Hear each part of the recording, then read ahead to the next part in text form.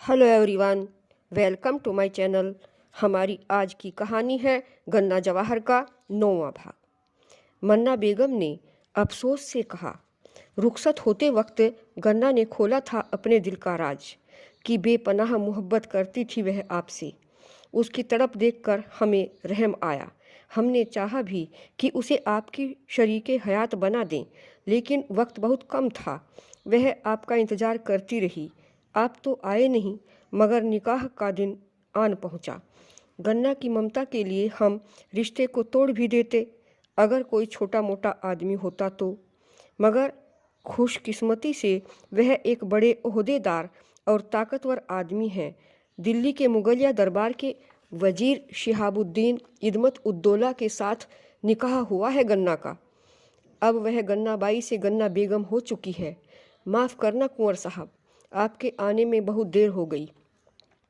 एक अफसोस से गर्दन हिलाते हुए जवाहर सिंह ने कहा, मुझे यह सब मालूम न था। अपना वचन निभाने के लिए चला आया था मैं। और अपना घोड़ा घुमाकर साथियों को वापस चलने का इशारा कर तेजी से घोड़ा दौड़ा दिया। निराश लौटते हुए उसके मन में एक प्रायश्चित्ता का भाव था।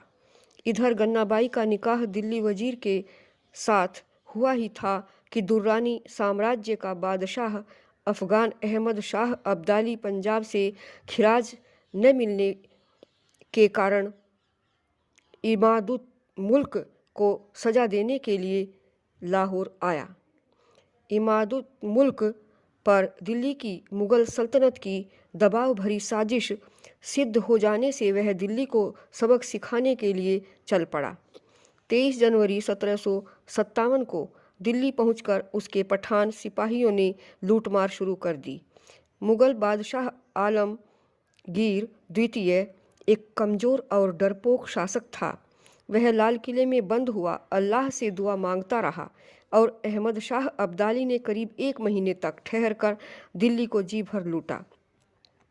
जाटों की बढ़ती शक्ति से खतरा महसूस कर अहमद शाह उनका दमन करने की नीयत से ब्रजभूमि की तरफ चल दिया। बल्लभगढ़ में रोकने के लिए महाराजा सूरजमल ने अपने ज्येष्ठ पुत्र जवाहर सिंह और जाट सरदार बालू सिंह को 20,000 जाट सेना देकर भेजा। एक बारगी घमासान युद्ध हुआ, परंतु अब्दाली की 80,000 की विशाल सेना की आंधी रोक न पाए। अब्दाली वृंदावन को लूटता हुआ मथुरा पहुंचा और वहां पूरे 3 दिन ठहरकर लूटपाट के साथ साथ मंदिरों को तोड़ा, कत्लेआम किया और काफिर कहकर हजारों हिंदुओं के सिर कलम कर दिए गए। लोहागढ़ राजदुर्ग के अजेय होने की खबर से वह भरतपुर नहीं गया, बल्कि पूर्वी भारत का रुख किया और सुदूर बंगाल तक लूटमार जारी रखी। अगले वर्ष सन 1758 ईस्वी के अंतिम दिनों में अहमद शाह अब्दाली बंगाल से लौटा। अवध से निकलते ही रुहेला सरदार नजीबुद्दौला ने उससे भेंट की और अपने दुश्मन शिहाबुद्दीन इदमत उद्दौला के खात्मे के लिए राजी कर लिया। नजीबुद्दौला के इस षड्यंत्र की भनक लगते ही शिहाबुद्दीन चौकस हो गया। जान आफत में घिरी देखकर उसने दिल्ली से एकदम भाग जाना उचित समझा तथा सन 1959 ईस्वी की पहली तिमाही में किसी रोज अपने हरम को लेकर दक्षिण की ओर भाग चला। उसकी नज़र में भरतपुर नरेश महाराजा सूरजमल ही एकमात्र ऐसे निर्भीक नरेश थे जो अब्दाली के कोप से उसकी रक्षा कर सकते थे। अतः उसने भरतपुर पहुंचकर महाराजा सूरजमल के राज दरबार में जमीन पर घुटने टेक कर शरण देने की प्रार्थना की। विदेशी आक्रांता अहमद शाह का साथ देने के कारण महाराजा सूरजमल नजीबुद्दौला को राष्ट्रघाती समझते थे। शत्रु को मित्र बनाने की कूटनीति के अंतर्गत उन्होंने शिहाबुद्दीन को भरतपुर के लोहागढ़ दुर्ग में शरण दे दी।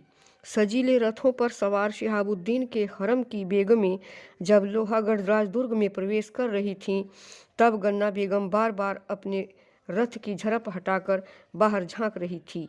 उसकी बेसब्र नज़र वास्तव में जवाहर सिंह को टोह रही थी। वह उसकी एक झलक के लिए बेताब हुई जा रही थी। उसके जहन में यह तस्वुर भी था कि जवाहर सिंह अगर उसे उठा लाता तो आज वह इसी नायाब महल की रानी होती, लेकिन फिलहाल शरणागत होना पड़ रहा है। अम्मीजान ने जिस ओहदेदार बूढ़े वजीर से बांध दिया था, वह आज उस बदकिस्मत को उसी के महबूब के घर ले आया था। किले का आखिरी कोना आ गया था, मगर जवाहर सिंह की झलक नहीं मिली। वह नहीं जानती थी कि जवाहर सिंह भरतपुर में नहीं, डीग के दुर्ग में रहता है। यहाँ तो वह कभी कभार किसी कारण से ही आता है। भगोड़े शिहाबुद्दीन इदमत उद्दौला की तमाम बीवियों को राजदुर्ग के पिछले कोने के भवनों में ठहराया गया। उनके रहने सहने की व्यवस्था मुस्लिम संस्कृति के अनुसार ही की गई। उनके कक्षों के द्वारों पर भारी पर्दे डाले गए तथा मर्दों का प्रवेश निषेध कर दिया गया।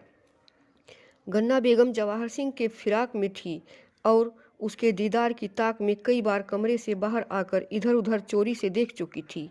जैसे ही उसे ऊपर जाने के लिए जीना दिखाई दिया, वह उस पर चढ़कर छत पर आई, जहाँ से दूर तक का नज़ारा दिखता था। एक तरफ महलों की अट्टालिकाएं दिख रही थी और दूसरी तरफ विशाल झील, परंतु दिन छिपे तक जवाहर सिंह की झलक न मिली। वह शादीशुदा तो थी, परंतु उसके हृदय पर जवाहर सिंह का ही एक छत्र राज था। पता नहीं जवाहर सिंह अब उसके विषय में क्या सोचता होगा, लेकिन वह बावली उसे अपना समझती थी और मिलकर अपने जीवन की विडंबना बताना चाहती थी। अपनी बदनसीबी का रोना चाहती थी।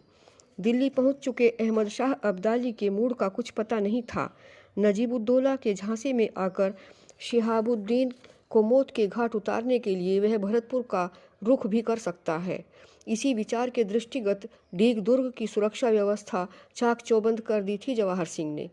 जब से शिहाबुद्दीन और उसकी बीवियों ने लोहागढ़ दुर्ग में शरण ली थी, तभी से जवाहर सिंह का चित्त गन्ना बेगम की ओर लगा था। उसके अंतर्मन में जला गन्नाबाई के प्रेम का दीपक अभी बुझा नहीं था, किंतु नैतिक नज़रिए से उसका जलता रहना भी व्यर्थ ही था, क्योंकि गन्नाबाई अब कुंवारी नहीं अपितु बेगमे शिहाबुद्दीन थी, यानी कि पर स्त्री को किसी भी निजी स्वार्थ की दृष्टि से देखना दुशाचरण था। एक सच यह भी था कि व्यतीत होते समय के प्रवाह में वह उसे करीब करीब भूल सा चुका था। उसे भुलाए रखने में ही भलाई सोचकर वह भरतपुर नहीं गया, जबकि मन का एक कोना एक बार उसे देखने के लिए भी ललायित था। साथियों, इस कहानी का अगला भाग सुनने के लिए आप इसका 10वां भाग अवश्य सुनें। और अगर आपको मेरी यह कहानी अच्छी लगी हो तो इसे लाइक करें, शेयर करें और सब्सक्राइब अवश्य करें। धन्यवाद।